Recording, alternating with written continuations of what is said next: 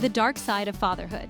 According to the emotional crisis going on social media about the Carter family, do you think CMR, Kushane Carter, who is from the Carter family, is a good father? The word conjures images of backyard barbecues, goofy dad jokes, and unwavering support. But what happens when the curtain falls and the reality behind fatherhood is far from the idealized picture? Remember Ephesians 5:23. For the husband is the head of the wife, even as Christ is the head of the church, his body, and is himself its Savior. What happens when the men tasked with protecting and nurturing their families become the very source of their pain? This is about the dark side of fatherhood, where infidelity and the pursuit of younger women become the bitter pills their families are forced to swallow. We'll unpack the traits that often define a bad father, leaving a trail of emotional wreckage in their wake. Get ready to challenge conventional thinking and confront uncomfortable truths. This is about shining a light on a side of fatherhood we often choose to ignore.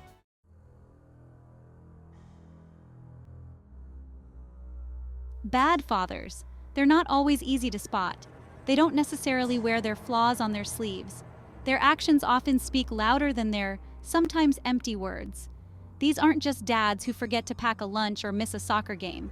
They prioritize their own needs above their children's. One common trait is emotional unavailability. They're physically present, but emotionally absent. Their own emotional baggage becomes a barrier. They struggle with expressing affection, offering criticism instead of encouragement. Control is another hallmark. They rule their families with an iron fist. Their need for control stems from deep-seated insecurity. This often manifests in financial manipulation. Bad fathers are masters of emotional manipulation. They twist narratives to fit their own agenda. Gaslighting becomes a weapon in their arsenal. They create an environment where their victims feel constantly on edge.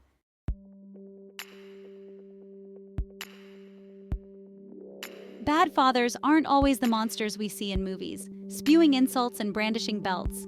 Sometimes, their badness is quieter, a slow burn of neglect that leaves just as much damage in its wake.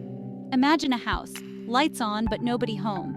That's the feeling these fathers evoke in their children, a constant aching absence. They might be physically present, occupying space on the couch or at the dinner table, but emotionally, they're miles away.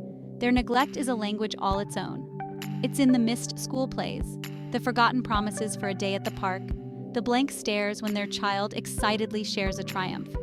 It's the constant feeling that their needs, their feelings, their very existence just doesn't register on their father's radar. And the worst part? This neglect often wears a mask of normalcy. He provides for us, some might say. He's not abusive, he just works a lot. But children thrive on more than just material things. They need emotional nourishment, a father's love and attention to truly flourish. Without it, they're left stunted, starved for affection, wondering why they aren't enough to deserve his time or care. This emotional neglect is like a slow poison, seeping into the very fabric of their being. It teaches them that their needs are an inconvenience, that their feelings don't matter. They grow up feeling invisible, unheard, and unworthy of love, carrying this baggage into their future relationships, struggling to form healthy attachments because they never learned what a loving, present father looks like.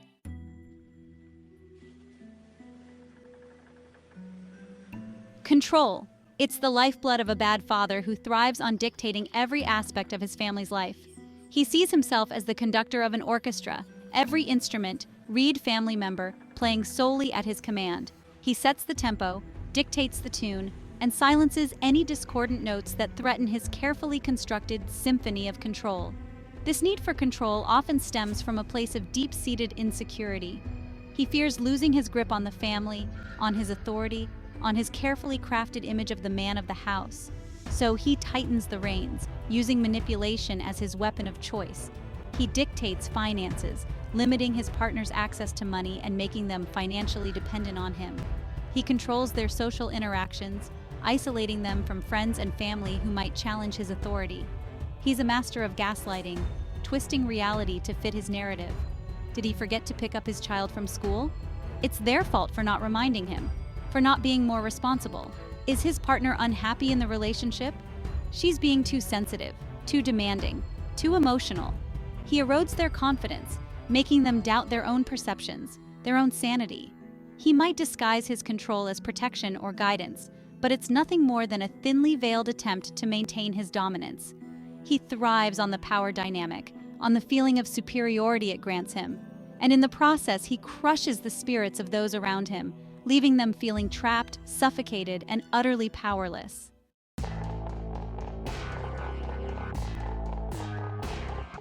The shadow of narcissism, a fragile ego's destructive path. Behind the facade of a controlling father lurks the shadow of narcissism. This isn't just about vanity. It's a belief that the world revolves around him. His children are merely supporting characters, pawns in his quest for validation. Their accomplishments are his to claim. He distances himself from their struggles. Empathy is a foreign concept to him. He lacks the emotional depth to care. Their tears are an inconvenience, consumed by his own needs. This behavior protects a fragile ego. He needs constant admiration, seeking validation elsewhere when it's not given at home.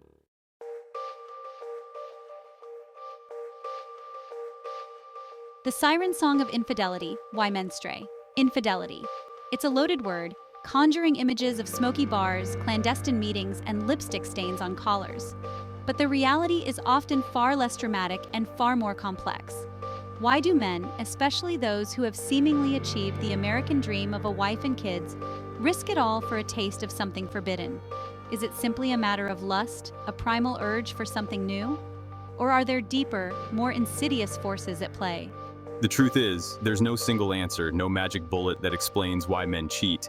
It's a tangled web of psychological factors, societal pressures, and personal flaws, each thread contributing to the unraveling of a commitment.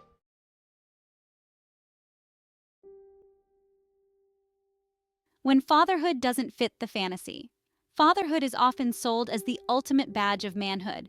But for some, the reality doesn't match the idealized image. They expect to feel fulfilled, complete, invincible. Instead, they grapple with disillusionment, their identities swallowed by the role of dad. This dissonance is jarring during midlife, a time of questioning and nostalgia. Carefree days feel distant, replaced by relentless responsibilities.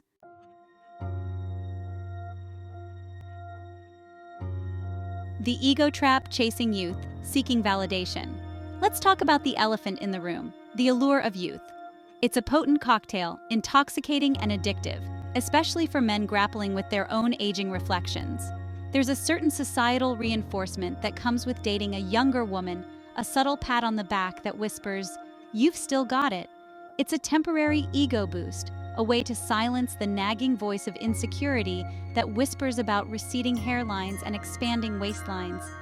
But this pursuit of youth isn't just about physical attraction. It's about power, about reclaiming a sense of control in a world where time marches relentlessly onward.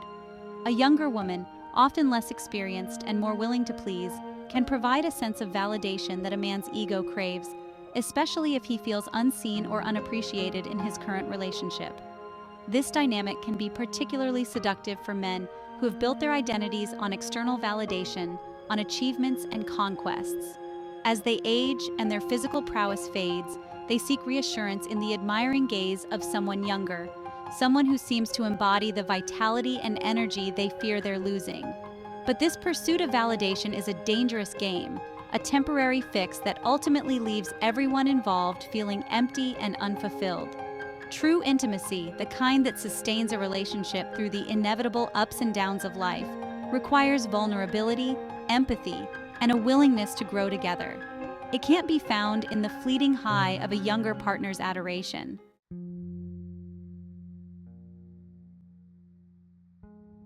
Beyond the surface, unpacking the complexity of male intimacy. Why do men cheat? It's a question that has plagued relationships since the dawn of time. And while there's no easy answer, no one-size-fits-all explanation, understanding the complex landscape of male intimacy might offer some valuable insights. Men, often conditioned to be stoic and self-reliant, can struggle to articulate their emotional needs, even to themselves. They might feel uncomfortable expressing vulnerability, fearing judgment or rejection.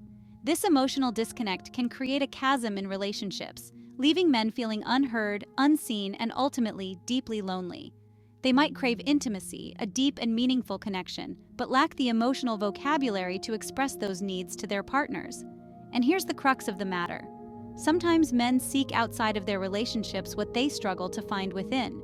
They might turn to infidelity, not necessarily for physical gratification, but for a sense of emotional connection, for someone who seems to understand and appreciate the parts of themselves they keep hidden from the world. This isn't to excuse infidelity, but to shed light on the underlying emotional currents that might contribute to such destructive behavior. It's a reminder that men, just like women, are complex beings with emotional needs that deserve to be acknowledged and addressed. And that true intimacy, the kind that sustains a loving and fulfilling relationship, requires open communication, vulnerability, and a willingness to meet each other's needs with empathy and understanding.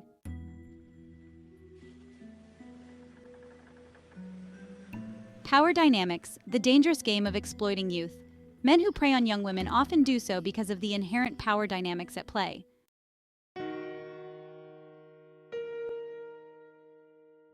Psychological needs, filling the void with innocence. The psychological needs driving men to prey on young women are multifaceted.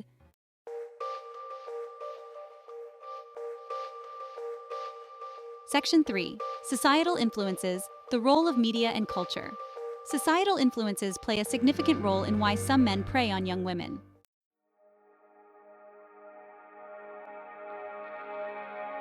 The cost of predatory behavior. Long-term impacts on young women. The long-term impacts of predatory behavior on young women can be devastating and far-reaching.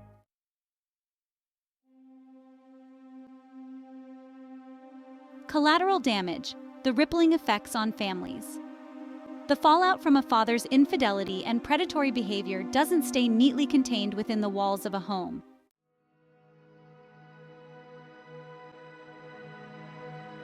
The innocent bystanders' children caught in the crossfire.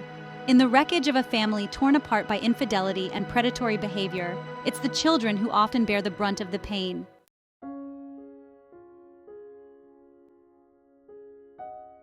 Beyond the home trust fractures and community scars, the impact of a father's infidelity and predatory behavior extends far beyond the confines of his immediate family, leaving lasting scars on the fabric of trust within communities.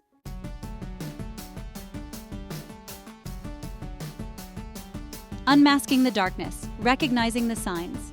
We've delved into the dark side of fatherhood, exploring the motivations behind infidelity and the devastating impact of predatory behavior on families and communities.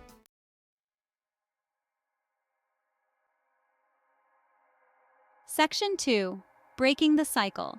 Protecting ourselves and future generations. Breaking the cycle of infidelity and predatory behavior requires a multi-pronged approach, one that addresses both individual accountability and societal norms.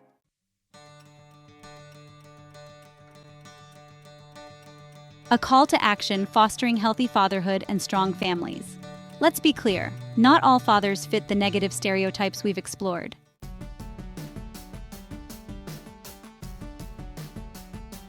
Unmasking the darkness, recognizing the signs. We've journeyed through the underbelly of fatherhood, exposed the raw nerves of infidelity, and confronted the uncomfortable realities of predatory behavior. But this exploration isn't meant to leave you disillusioned. Think of it as a flashlight, illuminating the dark corners so we can navigate them with awareness and protect those vulnerable to the shadows. Recognizing the signs is the first step towards dismantling these harmful patterns. Bad fathers, the ones who stray and prey, often leave a trail of breadcrumbs, subtle cues that betray their true nature. They might be masters of disguise in public, but behind closed doors, the mask often slips. Watch for the telltale signs: emotional detachment, an insatiable need for control, a knack for twisting narratives to fit their agenda. Notice how they interact with their partners. Is it with respect and genuine affection, or a possessive grip that screams ownership rather than partnership? Observe their relationship with their children. Are they present, engaged, supportive, or distant, critical, and quick to dismiss their feelings? Trust your gut. That inner voice, that nagging feeling that something's not right, is often your best defense mechanism. Don't silence it. Talk to someone you trust, a friend, a family member, a therapist. Seeking an outside perspective can help validate your concerns and provide the support you need to navigate these murky waters.